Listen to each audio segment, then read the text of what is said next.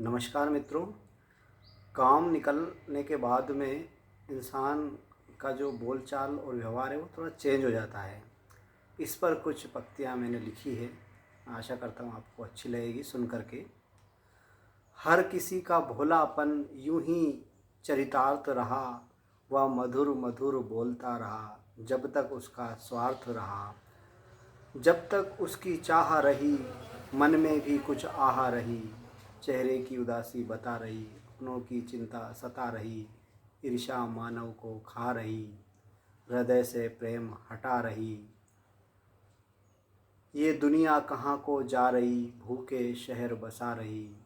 भूल गया उपकारों को, यूं ही करता कृतार्थ रहा, वह मधुर मधुर बोलता रहा, जब तक उसका स्वार्थ रहा।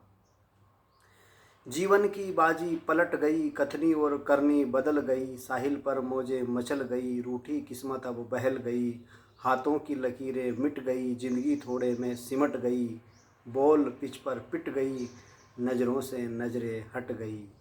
बिगड़े काम बनाने में वह स्वयं सिद्धार्थ रहा, वह मधुर मधुर बोलता रहा, जब तक उसका स्वार्थ रहा।